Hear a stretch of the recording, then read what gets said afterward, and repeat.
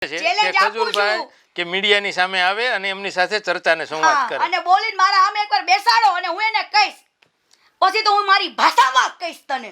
આવી યાર. તો આ હતા કીર્તિ પટેલ. આશા રાખીએ કે ખજૂરભાઈ પણ આ પ્લેટફોર્મ ઉપર આવે, આ બંને લોકોનો સંવાદ થાય, ગુજરાતની સમક્ષ આ જે ચર્ચા અને સંવાદ જે ચાલી રહ્યો છે અને સોશિયલ મીડિયામાં પણ જેની ચર્ચા થઈ છે એ લોકો સમક્ષ જાય. કીર્તિ પટેલ અને ખજૂરના વિવાદમાં કીર્તિ પટેલની ચેલેન્જ અને અસ્મિતા ન્યૂઝે પોતાની જવાબદારી અને ફરજ સમજી ખજૂરભાઈના પક્ષ લેવા માટે કોશિશ કરી, પણ ખજૂરભાઈ તરફથી જુઓ શું મળ્યો જવાબ. હેલો, તમને ઓફિસે બોલો. કોણ? હું અસ્મિતા ન્યૂઝ પરથી વાત કરું છું. હા બોલો. તો કીર્તિ પટેલે અમારી ચેનલને એક ઇન્ટરવ્યુ આપ્યું છે. કઈ અસ્મિતા પટેલ? કીર્તિ પટેલે હા હા, કઈ ચેનલ ન્યૂઝ? અસ્મિતા ન્યૂઝ ચેનલ. હા હા, આ તમને ઓફિસ નો નંબર છે, બોલો ને સાહેબ. તો એમના માટે એમનું રિએક્શન લેવું હતું, એટલા માટે ફોન કર્યો હતો.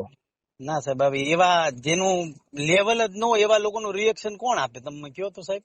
નહીં, અમારો ફરજ છે, અમારો ધર્મ છે કે એક્શન વર્સિસ રિએક્શન ચલાવીએ, નહીં તો કોઈને એવું લાગે કે આ વન સાઈડ ચલાવે છે. એટલે ના સાહેબ, અમારી જાણ કરવી અમારી ફરજ છે.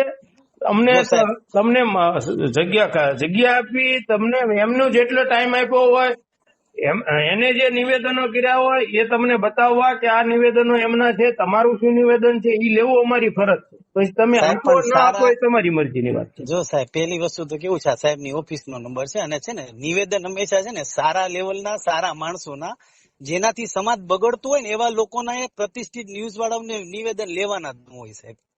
નહીં, પણ એ ન્યૂઝ વાળાને તમે તો નહીં શીખવાડો ને કે એને કોના લેવા કે કોનો નિવેદન ન લેવા. એમ કહું છું, પ્રતિષ્ઠિત ન્યૂઝ વાળા હોય ને એ સારા માણસોના ન્યૂઝ લે, જે લેવલ વગર ના હોય ને એવા લોકોના ન્યૂઝ, જેને કોઈ ગણતું જ ન હોય ને એના ન્યૂઝ લઈને તમે શું કામ કયો સાહેબ?